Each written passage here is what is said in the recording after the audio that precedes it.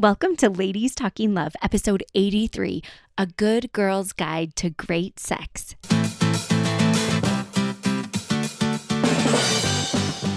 It's Ladies Talking Love, a community of women uncovering more joy and fulfillment in sex as we learn from experts and amazing women like you. Together, let's create a world where women's sexuality is celebrated and understood, beginning with our own. I'm your host, Ariel Finlinson. Let's talk love.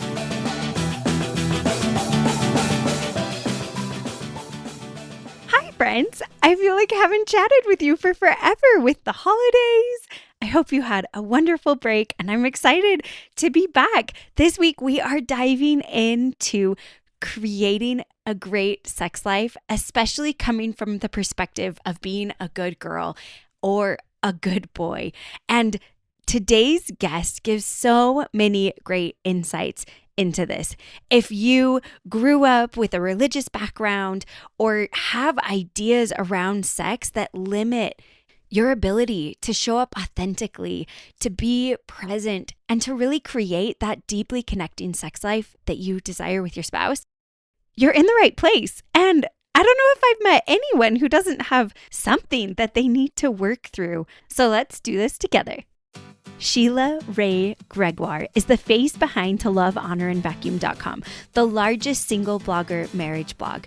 A sought-after speaker, Sheila has spoken at churches and conferences around the globe. She is a frequent contributor at Family Life Canada events. Her latest book, The Great Sex Rescue, was featured in the New York Times Book Review, Publishers Weekly, and The Washington Post. She has bylines at Religion News Service, Relevant Magazine, and other news sources. Sheila and her husband, Keith, a pediatrician, live in Belleville, Ontario. They have 2 grown daughters and one very adorable grandson who lives down the road. She enjoys hiking, bird watching, RV camping trips, and board games. And she knits, even in line at the grocery store. But without further ado, let's talk love. I'm so excited to welcome Sheila Gregoire back onto Ladies Talking Love. Thanks so much for joining me, Sheila. Yeah, it's great to be here again. You are the author of one of my very favorite top recommended books, The Great Sex Rescue. It is such a fantastic resource for Christians who are looking to kind of unearth some of the hurtful messages we may have learned as we were growing up and learning about sexuality. And today we're going to talk about some other books that you've recently updated. So you had previously done A Good Girl's Guide to Great Sex, and now you've updated it and published a new book, The Good Guy's Guide to Great Sex. So I would just love to hear more about what was your goal in writing both of these books? Well, it's funny because Good Girl's Guide to Great Sex was actually my first sex book. So I wrote it back in 2012, and I still really like the original version. But after we surveyed 20,000 women for the Great Sex Rescue and we started looking more and more at these unhealthy teachings, I just couldn't stand totally behind it anymore. It still would have scored high on our healthy sexuality rubric, but I didn't like the emphasis in some places. And so my publisher asked us to write The Good Guy's Guide to Great Sex. And I said, well, can I rewrite The Good Girl's Guide? So I promised them that I was only going to take out a chapter and add another chapter, but I think I kept a paragraph, maybe. The whole thing is so completely different. And they weren't expecting that. So they weren't expecting to have to redo the whole new book. But and they didn't pay me for it either. But I was like, I just want something that I can wholeheartedly stand behind because that's important to me. I don't want to worry about what messages I'm getting out there. So yeah, I did totally rewrite it. Oh, that's amazing. Okay, so I want to hear, as you went back through, what did you end up rewriting? What were some of the new findings from The Great Sex Rescue that you were like, okay, we've got to change this and change the emphasis? I did a lot of gendered stuff in the original version. Men are like this, women are like this. And the truth is that well, there are certain areas where men are more likely to be like this and women are more likely to be like this. It's not because men were made that way and women were made that way. And there's a lot of overlap. And then the question is, well, is the fact that more men are like this and more women like this, is that even a good thing? Is that the way it's supposed to be? Or is it that we've socialized people in the wrong way? So how about instead of talking about men and women, how about we just talk about what's healthy? And then in your own relationship, you can navigate what that would look like. And so that's what I tried to do instead. I love that so much because that's something I found like growing up, right? You hear men are like this, women are like this, you're Mhm. made like this, you're made like that. But as I've gotten older and looked at more relationships, I feel like I've really started to just see that often people who come together in a marriage have different beautiful gifts, but they're not necessarily the gendered ones you would think, right? Like in my Mhm. marriage, I think I'm maybe a little bit more of a natural leader than my husband is. And he has some gifts that might be more like Mhm. nurturing, right? So they're a little bit opposite, but they come together beautifully for us. And so it's just what looks like in our marriage. So I love that emphasis of these are some things that could be more likely, but it might not be exactly how it is in your marriage. What were some of the top Mhm. important things they're like, okay, we need to make sure we're not saying this is how women are or this is how men are. Well, I think the biggest thing is about libido and really how you handle libido, because if you look at most books or most of the times where sermons or pastors or whatever talk about sex, the main issue with sex always is how can we get people to have more sex because someone is upset that they're not having enough sex and chances are it's the guy, right? So how can we Yeah. get women to have more sex? It's not always the guy. Yeah. We found that in 19% of marriages, she has the higher sex drive, and in 23%, it's shared. So he actually only has the higher sex drive in like 56% of marriages. And when you look at secular couples, it's actually even higher that she has the higher sex drive. So Mm. there's a lot of evidence in some of our surveys for Great Sex Rescue found this too, that a lot of teachings in the evangelical church artificially lower women's libidos. So that's a big problem. But when we frame the problem as we need to get her to want sex more, we're missing what's really happening with libido, because libido is not the problem. Libido is the symptom. And so if she has no libido, instead of saying, how do we get her to want sex more? We need to start saying, well, why does she not want it? We need to react with curiosity, not with condemnation. Because here, I'm going to list 5 things, okay? Yes. Oh, Everyone please, I ready? keep Okay. going. Okay, I'm going to list 5 things. So, what we found is that when she frequently orgasms during sex, when there's high marital satisfaction, when she feels emotionally close to him during sex, she doesn't feel used, when there's no porn use, and when there's no sexual dysfunction in the marriage, then frequency pretty much takes care of itself. And so instead of just saying, hey, we need to get her to have more sex, let's say, hey, how can we figure out what's going on here and how can we fix it? That is so powerful. The issue isn't women not having Hmm. high libido. The issue is the way we're interacting with sex in our marriages or in our belief Hmm. system is making it hard for us to want it Yeah. because of these beliefs that we have. What was the last one that you said? Sexual functioning? Sexual dysfunction. So no erectile dysfunction, no So, sexual okay. pain. Yeah. Hmm. And you actually talked about this. We can jump to this for a second. You talk about that there's a big mistake that a lot of Christian couples make on their honeymoon that make it 25% more likely for women to experience Hmm. vaginismus or to have sexual pain. Can you tell us Hmm. a little bit about that? Yeah, so first of all, vaginismus is a sexual pain disorder where the muscles of the vaginal wall contract so that sex becomes, really painful if not impossible, or intercourse becomes really painful if not impossible. And evangelical women suffer from this at about 2.5 times the rate of the general population. So this is like our problem. We found an incidence rate of 23%. That's really high. That's like almost a So quarter. high. And yet, very few people even know the word vaginismus. We all know what erectile dysfunction is, but vaginismus actually affects more people, especially younger couples. And we found a number of reasons for this. A number of beliefs that we internalize can increase the rate of vaginismus, like believing in obligation sex, that a wife is obligated to give her husband sex. Being taught the modesty messages as a teenager is highly correlated with it. But we also found that if you look only at couples where they've only ever had sex with each other, okay, so no outside partners, and we controlled for abuse. So if you look at those couples, we found that if you wait for the wedding night, you are 25% more likely to experience vaginismus. Mm. Now, I'm not trying to make an argument that people shouldn't wait for the wedding night. That's not what I'm talking about. But there is something that we are doing wrong. Yeah. And what in talking to people in our survey results and our focus groups, basically, when we give the message, okay, everybody, just wait for the wedding night and then you get to have sex and it's going to be the most amazing thing. There is so much pressure to have sex on the wedding night. Yeah. And obligation sex is so highly correlated with vaginismus. It's like obligation sex on steroids. It's like right now you have to do this. And the majority of women who have sex for the first time on their wedding night are not anywhere near aroused. Yeah.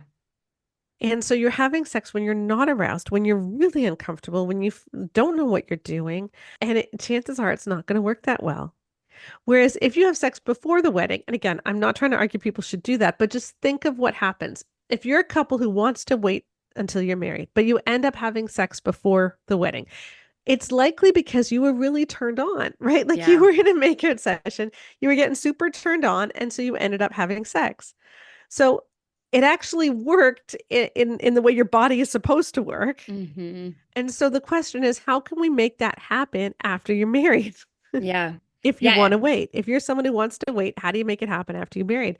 And what I suggest to couples is that you focus on a 3 point thing. Okay. So, first of all, just get comfortable being naked.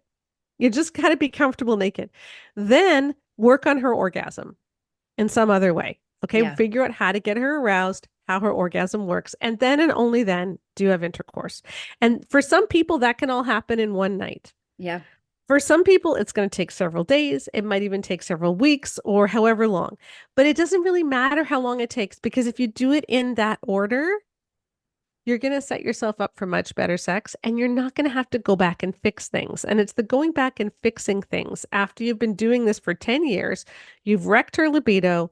She doesn't have a lot of pleasure. Like it's really hard to It's fix really it hard. after that. So, Yeah. just do things right from the beginning. And this is when we get married, we want to be in it forever, right? And so Hmm. it's like, let's take our time. I love that. Yep. Not putting pressure to have intercourse on Yes. the wedding night. Take time to explore and get comfortable with each other. I wish that why didn't you write the book sooner, Sheila? No, I'm just kidding. Yeah.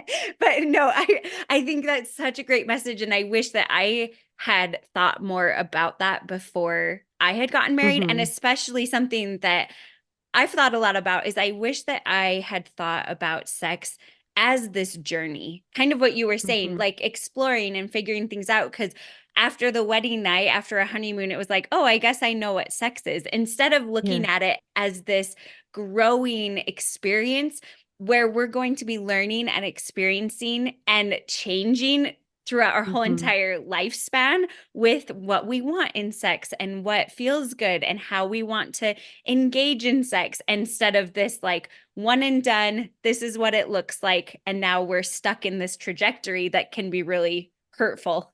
Right. And also feeling like you have to maintain a certain level of passion throughout your marriage can be really harmful. There's a lot of our books that tell couples, after the baby comes, you have to make sure that you're having sex just as much as you were before and you don't want to lose that. And it's like, you know what, honey, if you've got milk leaking out of your boobs and, Right. you've got you're still not quite all there down there. Like it is okay to take your time and it's Yes. okay when you're exhausted for sex to be something that you more do just to comfort each other and to feel good as opposed to out of mad passionate love because those days will come again. But Yeah. when you're just so desperate for like more than 3 hours of sleep at a time, like it is okay for sex not to look totally passionate like it used to. Like you haven't lost something. And I think we give No. people the idea that you've lost something. Or after you go through menopause, if sex isn't as passionate or you're not swinging from the chandeliers or whatever, like if it's just more, this is something that's comfortable for us, that's not a bad thing. Mm-mm. And so we have this impression that it needs to look the same always, as opposed to it's allowed to change with different times in our lives. Yeah. And depending on what we need, right? And I'm Hmm. not saying that as sex is a need because I don't believe in that, but an Hmm. emotional connection, relational, I do think that sex is important for a thriving relationship. And sometimes we need more of a soft, tender connection. And sometimes we want a more playful, exciting one. Yeah. And I think it can Yeah. change in all those Hmm. different encounters. Hmm. I want to go back. You were talking about the 5 things about women's libido. Hmm. So, what do you talk about in the book? Of course, you should definitely read Sheila's book, but give us a little bit of what do you tell women who say that they've been on this trajectory of Hmm. intercourse as sex, as obligation sex, and they're really struggling to feel like they have a libido, what are some of the things going through those 5 things you found? You're going to have to list them again because I'm Yeah. not going to remember all of them off the top of my head. Yes, frequently reaching orgasm, having high marital satisfaction, feeling emotionally close during sex, no porn use in the marriage, and no sexual dysfunction. I spend a lot of time in Good Girls Guide and in Good Guys Guide, actually, in both of them, talking about how our bodies work and how arousal works. Because one of the problems for women is that because we don't tend to reach orgasm as quickly as men do, and because we don't get maximum pleasure from intercourse in the way that men do, we often feel like we are substandard. So they are the Yeah. sexual ones because we hold them up as the standard for what sexuality is. And then we figure, well, we're somehow not quite right because we don't necessarily enjoy the same things in the same way. We don't heat up in the same way. Men might be more ready to go and we're not. So we figure they are more sexual as opposed to, no, no, no, no, no. This is actually something, you know how I said that men and women don't, it's not like men are made one way, women are made another way. Well, this is actually something that women, that they are different. Like this is something where there is a biological difference. And women do, on average, take a lot more time to reach orgasm. Yeah. And women do, on average, receive more pleasure from direct clitoral stimulation than they do from intercourse. That does not mean that you cannot reach orgasm through intercourse, but it often is more difficult. I mean, God put the clitoris on the outside. He didn't stick it up there, you know? And so I think that's supposed to tell us something that if sex is going to feel good for her, we have to be doing something other than just intercourse. He has Yeah. to take some time to actually serve her. And that is the way that God made our bodies. And that doesn't mean that you are substandard or that you are less sexual because you're not just raring to go with just intercourse. And so I think that we need to expand the definition of what sex is so that it's just anything pleasurable that you do together. And it doesn't matter if it is intercourse or not. Other things can also be pleasurable and even necessary for her orgasm. And I think it's really important too to understand the sexual response cycle because, you know, you go through excitement and then arousal and then plateau and then orgasm. And at excitement, that's just when you're starting to get warmed up. You know, you're not necessarily thinking much about sex yet, but as you start to kiss, as you start to touch, you know, your heart rate can start to go up, your breathing can start to get a little heavier. That's when you're starting to get a little bit turned on, right? And when you read all these books about what women like sexually, you read all about the clitoris and you read all about how she likes this being touched or she likes that being touched. And the problem is, if you go right for the clitoris before she's at all aroused, it's going to feel like a pap smear. Like she's not going to enjoy this. It's just going to feel medical and kind Yeah. of icky. And so when we understand and work with a sexual response cycle that, you know, you don't go for the genitals until she's actually aroused. Yeah. And wanting it. And wanting it, right? Like you don't do that in order to get her aroused. You do that once she already is really raring to go. Things work a lot better because there's a lot of women who think they're broken. Yeah. I've had so many women write to me saying, my clitoris just doesn't work. It's like, no, honey, you're just going for it at the wrong time. Yes. And that is like actually so fascinating. There's some researchers, I don't know if you're familiar with them, but Dr. Meston and Buss, and they wrote this book about women's sexuality. And I think it's so fascinating. But in there, they say there's nothing that distinguishes physically healthy women from those who can and those who can't. And so what Hmm. I butchered the quote, but anyway, Yes, right? The yes. meaning is in physically healthy women, there's no reason they shouldn't be able to orgasm. It's more these Hmm. other things that are going on that you're talking about, like not understanding the sexual response cycle and emotional connection. And if there's no safety in the relationship, maybe there's porn use or sexual dysfunction, all of these things. And I think the other thing that they talk about that I think is so crucial to what you're saying is they report that most women actually have to learn how to orgasm. And Hmm. when we don't know that as women and as men, that's foreign because most men don't have to learn. Hmm. It's just something that Yep. happens. It's really hard to be like, wait, why doesn't this come natural to you when it's so Yeah. natural to me, you know? Yeah, and exactly. And that's why we can get into these negative spirals where we think, I'm broken, I'm just not sexual. I guess I just don't like sex. Because it is a journey. It is Yeah. something where you have to learn things. It is something where you have to pay attention to your body. And we're not used to paying attention to our bodies. We Mm-mm. don't want, think about from the time you were 11, 12, 13. You had to learn to not pay attention to your body for about a week, a month, because you're feeling crampy and gross, but you have to keep smiling and doing whatever it is you're supposed to do. And so we learn to tune out so Yes. many of our body's cues. And now during sex, we're supposed to pay attention to our bodies when we don't even like our bodies. We get Yeah. all these messages about how we're too fat, we're too this, we're too that. And so a lot of us don't even want to think about our bodies from the neck down. And to suddenly start to pay attention to what feels good right now, what wants to be touched right now, well, that just seems wrong. Yeah. And so getting out of that mindset and training yourself, learning how to be mindful, how to pay attention, how to stay in the moment, how not to let your mind wander to your grocery shopping list. Like those are all skills, you know? Yeah. And there's so Yeah. much we have to rewrite of Mm-hmm. like, no, we actually want to be in tune. And when we're menstruating, even that, like, give yourself more Mm-hmm. grace, take a nap, listen to what your body's Yes. telling you. There's so much to Mm-hmm. rewrite. So, what do you tell women? Because that's something you mentioned would be awesome if we all started off with like the longer exploration, waiting to have intercourse until we're Mm-hmm. aroused. But for a lot of us, and probably most women listening to this podcast, that probably wasn't what happened. And Mm-hmm. there's some rewriting that needs to be done. So what are some tips and things you tell women to help them start to rewrite the trajectory they're on for how intercourse and sex has been for them? Yeah, and a lot of it depends on what the issue is, because for Yeah. some women, the issue really is orgasm. We have a 47-point orgasm gap in evangelicalism. So 95% of men almost always or always reach orgasm during intercourse or during a sexual encounter, whereas the equivalent number for women is only 48. So that's huge. Yeah, That's a that's big gap. huge. And so if you're someone who does have a harder time with orgasm, or maybe you've never even reached orgasm, going back to the beginning is really important. Take intercourse off the table and just say, we're just going to figure out how my body works. And we are just going to go back to just touching, to just kissing, figuring out what I like. And that may happen really slowly. And I talk about how to do that in the Good Girl's Yeah. Guide to Great Sex. But some people, that's not the issue. It's more that their husband has been pressuring them for sex. Mm, Even if they do orgasm, they end up feeling used. They yeah. don't feel connected.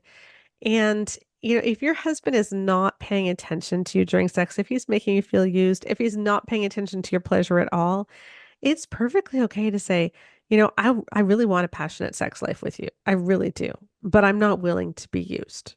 Yeah. And so until we can make sex about us as a couple instead of just about you using me as a masturbatory aid, Yeah. I'm really not interested in this anymore. So it's okay to draw a boundary if you've been treated badly and you want to reclaim that, because sex is too important. When you're Mm-mm. consistently used, that can cause major trauma. Yeah. That hurts. Yes, it does. And I think there definitely, like you're saying, there are those times where we are being used. And I Hmm. also have found, I think there are times where women are feeling used, but their husband isn't meaning to use them. Yes. And I just wanted to differentiate that because I think because of a lot of these messages that we've gotten, especially like the obligation sex message, and you talk about Mhm. this in the Great Sex Rescue, the men knew their wife could say no and wanted them to, but the women didn't know they could say no. And so when Right. that dynamic is going on, you might feel used, but if we can actually like talk with her husband Hmm. about it and figure it out, it's like, no, I want you to want this and I want it because Yes. I love you. Let me just say, to practice using your no, like, be honest. Yeah. If you've been someone who's been having sex when you're not in the mood at all and your mind wanders and you can't stay focused and this is something you resent doing, practice saying no. Because you may just need to see that your husband isn't going to explode if you say no, like nothing bad is going to happen. He's not going to leave you or whatever, because you may need that safety. Yeah. And when we've grown up hearing messages that have left us feeling very unsafe, we often don't use our no. And then we can feel like sex is an imposition, even when it's not our Mhm. husbands doing it. Yeah.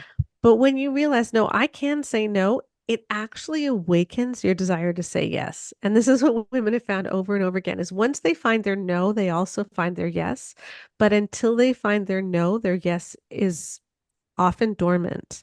Ugh, I love that. And one of my very favorite quotes from you is Mhm. like, you can never truly say yes until you can say no. Yeah, yeah, That, unless you can truly say no, you can't say yes either. Like, yes. so because there could be so many different things that are affecting our sex lives, but when we remember that we matter, that sex is supposed to be two people truly knowing each other and expressing everything about your relationship together, and that your desires, your needs, your wants do matter.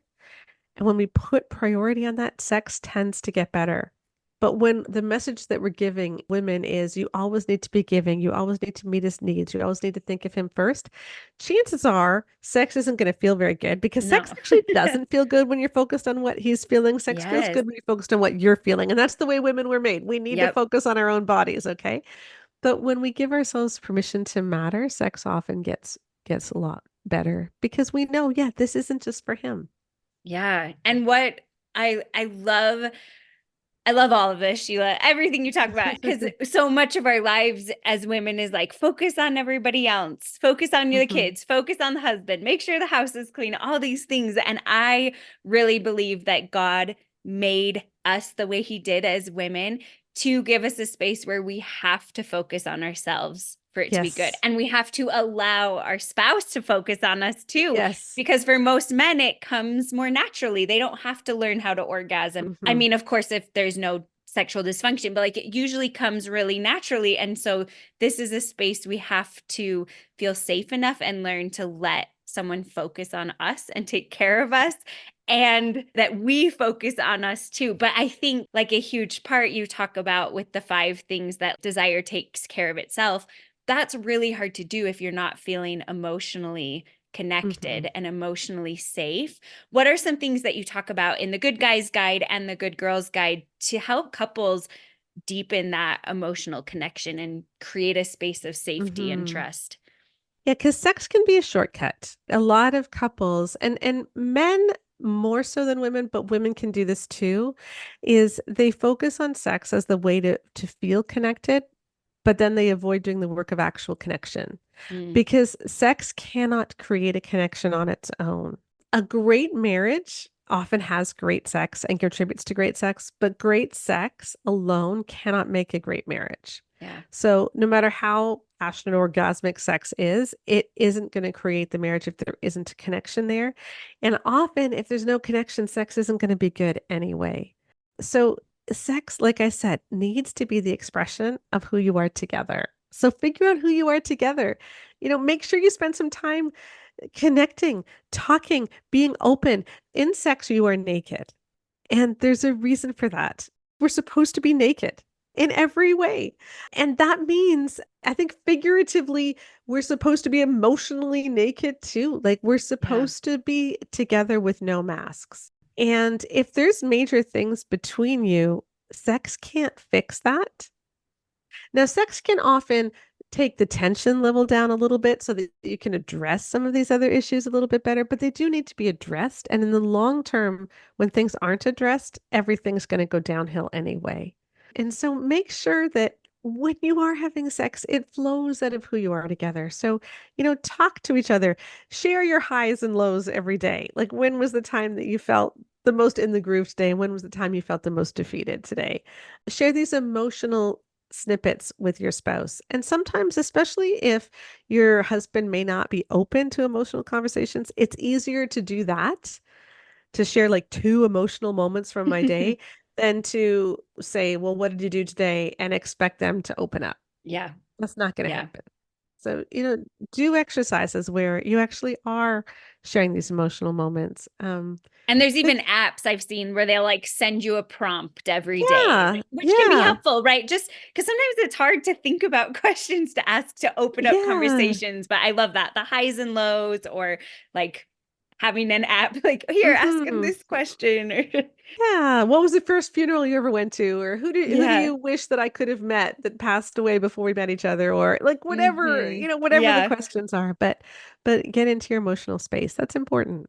There's a pastor, I believe it was Tim Keller, but he talks about this idea of when you undress emotionally, you want to undress physically. And I think Hmm. that is such a true statement. And especially in the Bible, right? How it talks about Adam and Eve, he knew his wife. I love that phrase, Hmm. and that it's a deep knowing. And if we don't have that, sex is more just a physical act than what I believe it should be, right? This connection of souls and this connection of who we are without masks, like you were saying. Yeah.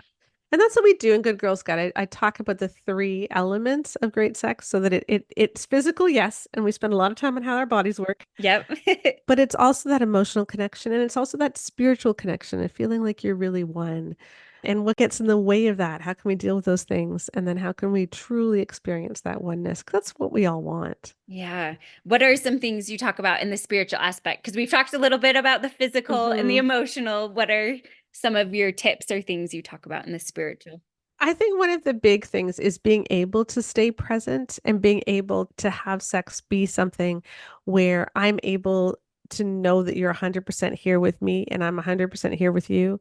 And that can be difficult when there's a lot of porn use in the past or even in the present. And that's a huge issue for a lot of Yeah. people. It can be an issue if you're seeing your sex life as something that that you buy at a store, and I'm not Yeah. I'm not trying to say that all sex toys are bad or anything like that.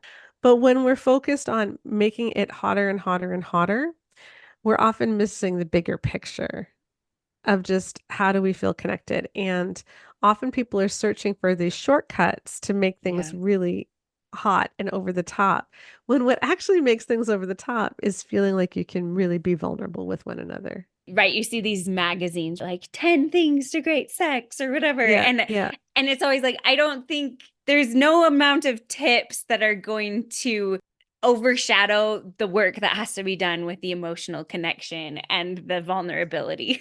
Yes, Right? Like tips exactly. can be added on sometimes to make it fun, but like Yeah, that's what's going to make it over the top is the emotional connection and the vulnerability and the trust and yeah. safety, all of those things. And you talk about the 47-point orgasm gap that you guys found between Hmm. men and women in their sexual encounters. And we've talked about this a bit, but is there anything you would add to help couples work to bridge that gap? Because that can be really hard, especially Hmm. when like a lot of women fake orgasm because of the pressure of I want Hmm. my husband to feel loved and he feels inadequate if I don't orgasm, so I'll fake it. And that can be really hard to be like, well, Hmm. I've been faking orgasm for, you know, Yeah, 20 how do I years, tell 15 him? How do years. I tell him? And the thing is, I'm going to say something that's going to be hard for some of you to hear, okay? But I want you to hear this.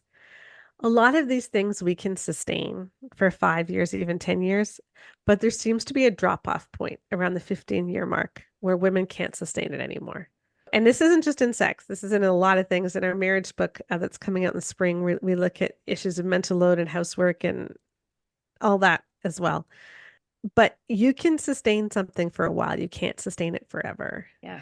And if this is something you're not going to be able to sustain forever, at the point where you break, you're going to break hard. Yeah. You're going to break hard. And it is so much better to do that now, even if it's difficult, than to let it go on. So yeah, it might mean you have to tell them I've been faking. If I were talking to couples who weren't married yet and who hadn't started their sexual relationship yet, I would just say, you guys should be expecting that she orgasms every time. Like this should be the Yeah. expectation. Because if new couples go into marriage assuming that, then it's not going to be about pressuring her just to give him sexual favors or he needs release, so give him sex or whatever. The problem is once you've been married for 10 or 15 years, to say, well, you should be orgasming every time when you haven't been puts so much pressure on people. And it is hard to get. It's when you don't begin well, it is a lot harder. But I actually think that's still a really good goal is your pleasure matters. Yeah. And if you're having a lot of sex because you know he needs it and you're telling him, no, don't worry about me tonight, I'm fine, you can't do that forever. You really can't. And so if you're going to have sex, it needs to be because you can get in the mental space to enjoy it. And if you're not regularly able to get in the mental space to enjoy it, figure out why. It could be that you're doing way too much of the housework and the mental load. It could be that he's got to share some of that. Yeah. He's got to take some stuff off your plate. It could be that your life is just too busy or stressful, and we've got to figure out how to deal with that. It could be that your relationship isn't good, and you've got to deal with that. But keeping having sex when it isn't good for you is not sustainable in the long run. Yeah. It isn't. And it's So, worth it. It's worth it to do the mm-hmm, work. mm-hmm, it is. Yeah. And you talk about this super interesting finding about men and women's perceptions of quote unquote enough foreplay. Mm-hmm, Can mm-hmm. you tell us more about that? Yeah, so we asked both men and women because we surveyed men too for the Good Guy's Guide to Great Sex. And we said, hey, does he do enough foreplay? Okay. And in marriages where she frequently reaches orgasm, both men and women say, yes, he does. Okay. Women still like it's only I think 88%. So they still would rather that he do more even when she does reach orgasm, which is interesting. Yeah. But still like give yourself high marks. But when she doesn't reach orgasm, 71% of men still say they do enough foreplay. Whew. But so do 52% of women. Wow. So that just shows how much we don't value women's pleasure. Yeah. So she's not reaching Mm-mm. orgasm, and he's saying, yeah, I do enough. And she's saying, yeah, he does. So then whose problem is it? They both assume it's her problem, Yeah. right? If she's not reaching orgasm, it must be something to do with her. It's not that we haven't spent enough time on her. It's a her issue. And I think that's really sad. That is so, so sad. And I really don't like the term foreplay personally. Yeah, I don't either. and and I feel like because a lot of the things that we include in foreplay are actually what sexual The main encounters are made event. up of. Yes. Yes, right? But I do like there's an educator, Kristen Hodson, and she talks about that from the end of one sexual encounter to the next, all of that is foreplay. And I think Mm-hmm. that's a good thing to look at. Like, what are you doing to support each other in the housework and childcare? What are you doing Mm-hmm. to connect physically on days you're not having sex? What are you Mm-hmm. doing in the in Yes. between? Because that is a great way to help Mm-hmm. women feel used if you're doing like no intimate touch in between and then suddenly wanting to touch her in bed. Mm-hmm. And I think part of it is women need to be able to speak up and let them know, like, I need more. Because some of those men, I would be so curious. I don't know if you asked this in your survey, but like, I wonder how many of those men who said they gave enough, even if the women hadn't orgasmed, knew that their wife hadn't orgasmed. Or if, Yeah, they did did, because okay, they we did. we Okay. asked how often your wife orgasms, so we were able Okay. to connect them there. Yeah. Yeah, because Yeah. that's like, wait, Mm-hmm. what? That's not, no, you didn't give enough like Yeah. Mm-hmm. arousal. So, what are some things you would tell people then, as men, as women, as a couple, to come together and figure out what is enough foreplay for that Well, couple? okay, if you're going to decide, do I have enough money to buy that car? You think, well, the car costs $10,000 and I have $8,000 in the bank. So no, I do not have enough money because I haven't got the price, right? Well, if you're asking, have you done enough foreplay? The answer is no, if she hasn't reached orgasm. Yeah, And I agree with you about the word foreplay. We used the word foreplay in our survey because that's the word that people tend that to people use. know totally. Yes, Yes. but I agree with you. I don't like the word, and I would much prefer, sexual play, sexual touch, sexual arousal, whatever. But like if sex is going to be sex, it means that she should be receiving as much pleasure as he does. And if she isn't, then there's something off with your sex life that needs to be addressed. And this doesn't mean that he is necessarily doing anything wrong. It may honestly be like, if there's any men, I don't know if men listen to this, but I do want to say this. I have heard from so many men who say, I've been married for 17 years. I would love to rock my wife's world, but whenever I try anything, she says, no, no, no, just go ahead. and she won't let me touch her. She won't let me do anything. And I know there are women who are very uncomfortable with their husbands touching them or anything. But I would just say to the guy, okay, so you want to rock her world. She's saying no, but you've still been using her body for sex for 17 years. So you've been every single time that you have sex where she is saying, no, don't worry about me. You are solidifying, you are telling her body that this isn't for her. And the Mm-hmm. body keeps the score. So if you really do want to rock your wife's world, then stop with intercourse until we figure out why she doesn't want to be touched. Yeah. Because if she isn't wanting to receive pleasure, what makes you think that she really wants you to get pleasure like that? Mm-hmm. Why are you using her body like that when she won't even let herself feel pleasure? So let's figure out what's going on instead of just using her. Yeah. Did your survey help you uncover some of the things? I think we've talked about some of them, but for women, I've heard women say, like, sometimes I just don't want to orgasm. And Mm-hmm. I think that can be true, but I hesitate to talk about it in a way of like, it's okay because of this Mm-hmm. idea, right? Like, women should be orgasming to be a full participant and to enjoy their sexual Yeah. Yeah. encounters. If you don't want to orgasm, you don't want to have sex. Yeah. That's the thing. If you don't want to orgasm, you don't want to have sex. You may want him to feel better. Like you may want him to give him a gift. You may want to lower the tension in your marriage. You may want to do all these things, but you don't want to have sex. And so I think it's better to be honest with your husband about that so that you can start having a sex life, which happens when you want to have sex. And if you really don't want to very often, let's figure out why. Instead of saying, well, at least I'm being selfless. Mm-hmm. Oh, don't say that. Mhm. Let's Yeah. make the relationship about both of us. Because I Hmm. feel like women Hmm. so often we just kind of default to this.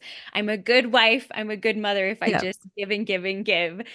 But yes, it's about us, and we need to be a full participant in the pleasure and the work in our Yep. relationship. What are some things then that you found about the effects of pornography you saw in marriage? You talked about that in your 5 things that kind of take care of Hmm. libido. Hmm. Like, if there is no porn use, it's going to bring more safety and a way to know feel more safe as a woman Yeah. in the relationship, or as the man if your wife was the one using porn. What are some Hmm. of the other effects or things that you found? Yeah, so porn is highly correlated in a dose dependent way to a lot of sexual dysfunction. So, what I mean by that is the more porn that you use and the longer you've used it, the higher the correlation. So, men who use a lot of porn, they're going to have higher rates of erectile dysfunction, higher Mm, rates of delayed ejaculation. Just these kinds of problems show up in marriages. They often have lower libidos because they are masturbating to pornography and aren't as interested in partnered sex. They tend to be more angry.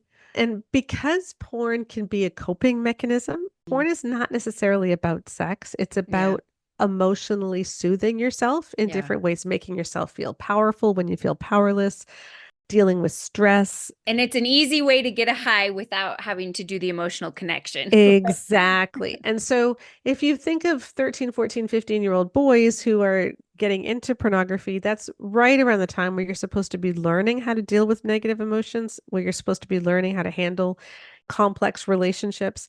And instead, what often happens is they'll have an emotion they don't like, loneliness, rejection, boredom, and they turn to porn and it makes them feel better. And so they never actually learn how to deal with these emotions, Hmm. which is why you can have a 40-year-old man who acts like he's 13, because emotionally he still may be 13 because he Yeah. hasn't really coped. And women can do this too. Maybe it's not with pornography, maybe it's with other substances, or it could be with porn, but you just haven't learned those emotional coping mechanisms. And that can have a big effect on a marriage. And then there's also just the sexual entitlement that pornography can solidify. The idea that sex isn't supposed to be something mutual, but is supposed to be something degrading and Mm. dehumanizing. Porn's highly linked to that. And for women too, women who watch porn are far more likely to think that rape is not a big deal, Mm. it can really mess you up. The good news, I know that's really bad news, but the good news is that when people do decide to quit, if they're honest about it, And if they get to the emotional roots of it, you actually can. And when you do quit, your sex life can be pretty much as good as if you hadn't used it. So that is good. It's not like I think sometimes we get the idea that, you've changed your brain irreparably by what turns you on, and the brain is actually incredibly plastic. So the brain can change. So when you do quit, and if you also decide to quit objectification and all of that, you actually can have a marriage, which is pretty close to as healthy as if you hadn't used it. Which is so beautiful to know. And Mhm. I think a huge part is the coping mechanism of not, you have to dig into the emotional intelligence of like, what am I not facing, what feelings, and that I think is where the healing comes in, with being able to stop. Right. And the problem is that often porn is treated like it's merely a sin issue. So, this Mm, is the wrong thing to do. You're bad. You need to repent. But it's not understood that this is also an emotional coping mechanism that needs to be dealt with. yes. So sometimes the model, you just need to try harder to quit. That isn't working because it isn't just about trying harder. It's about becoming more vulnerable and getting to the root of it. Yes, Cameron Staley is one of my favorite educators. He does courses on this and Hmm. about, stopping the cycle of using it as a coping mechanism. What are your final thoughts, Sheila? What do you wish that couples, after writing these two books and rewriting The Girls, what do you wish couples understood about their potential and the vision of what their sex life can be like? It's just supposed to be something which is beautiful and which is a reflection of who you are together. And that's what it can be.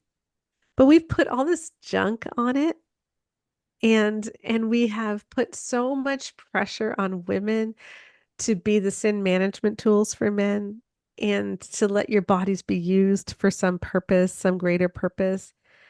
And that's not sexy. Mm-mm. Like that's the opposite of sexy. And so I just want people to know you can thrive. This can be wonderful, but it may take a big detoxing from all the stuff that you learned before. And our prayer really is that more and more couples read Good Girls Guide and Good Guys Guide to Great Sex before they're married, so that those same couples are not going to need the Great Sex Rescue in 10 years. That's Yeah. my goal. If these become the bridal shower gifts, then maybe nobody will need the Great Sex Rescue. But I'm so glad you have it. for Mhm. for those of us who didn't have the Good Yes. Girls Guide and Yes. Good Guys. This has been so awesome, Sheila. Where can people find you and more of your resources? Yeah, so we're at baremarriage.com, BARE, baremarriage.com. And you can find the Bare Marriage podcast there. We're out every Thursday. My social media links are there. So I'm quite active on Facebook and Instagram, especially. And our courses, our orgasm course, libido course, all of that is there too. So you can take a look. Awesome. Thank you so much. It's been a pleasure to have you on. Thank you.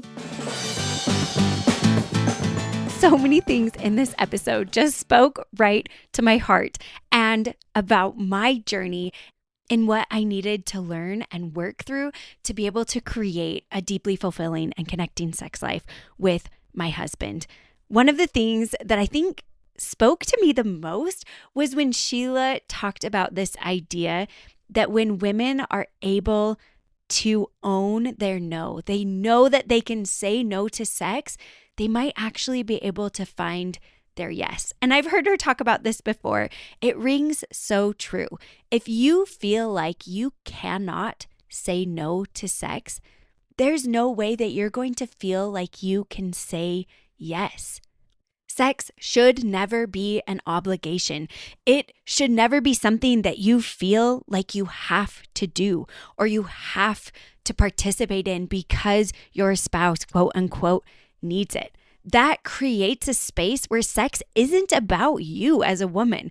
And in a healthy marriage, sex is about both of us. And so if one of us isn't in the mood or we're not open to moving into the mood, then sex shouldn't happen because it's about both of us.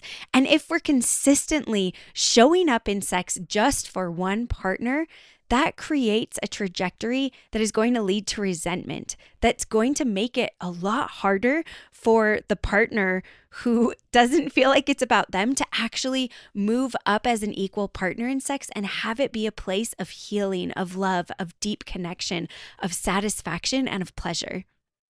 And instead of just focusing on this idea that women have a lower sex drive, they have lower desire. Let's get to the root. Let's get to the core. What is it that we've learned that creates a space where we don't want to engage in sex? What are the traditions and ways we're interacting with sex that make it so that it's hard to want it?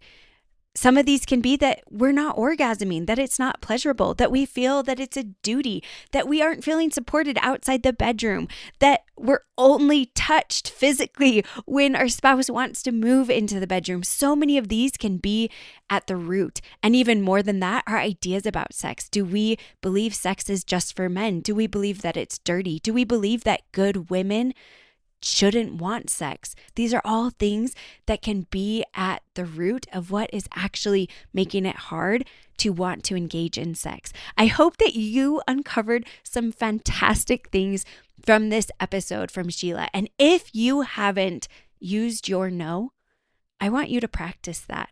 I want you to be authentic and create a space with your husband where either of you can say no, so that when you say yes, it's authentic and real, and you can show up because you mean it and it's not out of obligation. As always, thanks for talking love. Thank you to all of you who listen and join me on this journey, and to our Ladies Talking Love team who make the podcast possible. Thanks to our sound wizard, Kimberly Demers, and our miscellaneous task whiz, Melissa Havertz.